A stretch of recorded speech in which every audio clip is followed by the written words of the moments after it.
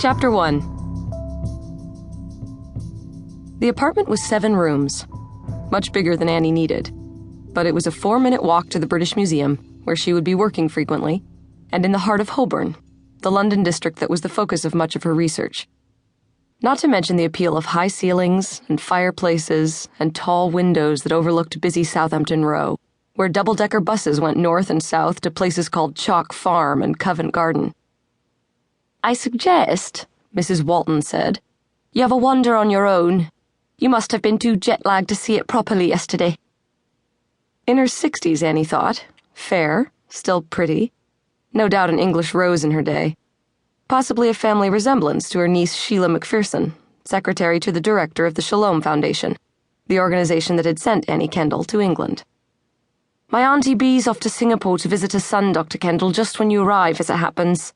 I know she'd love to let her flat and have that extra bit of income, as long as she was sure the tenant would look after her things." There was a certified check drawn on Shalom's account in the bag slung over Annie's shoulder. She was here to sign the furnishings inventory, hand over the payment, collect the receipt, and pick up the keys. Mrs. Walton was leaving early the next morning, Tuesday, the 1st of May. It was agreed Annie could move in as soon after as she liked. "Go on." Her soon-to-be landlady pressed into Annie's hand the list of the contents of each room. "Take this with you, and have a look around without me peering over your shoulder." "Well, if you don't mind." "I do not. Off you go. I'll be in my office if you have any questions." According to her niece, B. Walton managed property for absentee owners. Her office was at the far end of the apartment and could be reached by a separate door from the outside corridor. Lofty ceiling, broad stairs, and a creaking old elevator, or from what she referred to as the drawing room.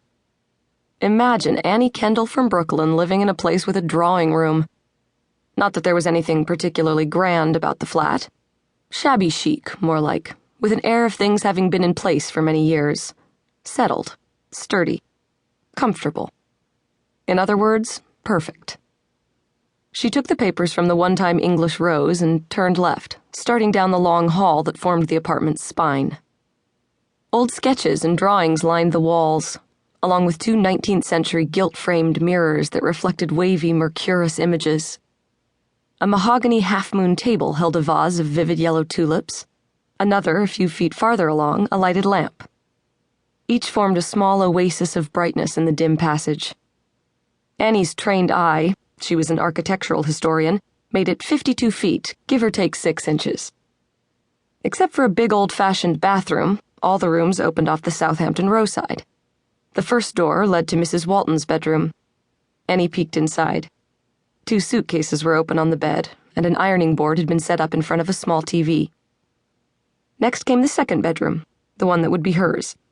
The day before, fresh off the plane from New York, she'd registered little other than a remarkable black and white mural, made up of tiny overlapping pen and ink scenes of London.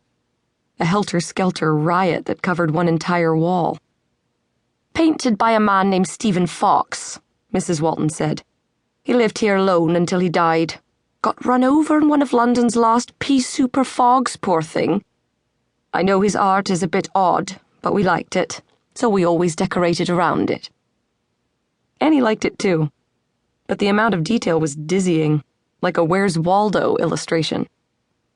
She turned her back on the mural and looked at the rest of the bedroom. There was a bed covered in an old-fashioned crewel work spread, a night table, a chest of drawers, an armoire, and a chair. Everything was pleasant and comfortable and inviting.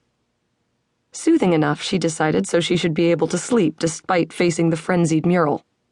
She stepped back into the hall, closing the door firmly behind her. A small dining room came next, and off it, a recently modernized kitchen. The apartment's long passage then made a sharply angled left turn and extended another 8 or so feet to a small bedroom that had probably originally been intended as a maid's room.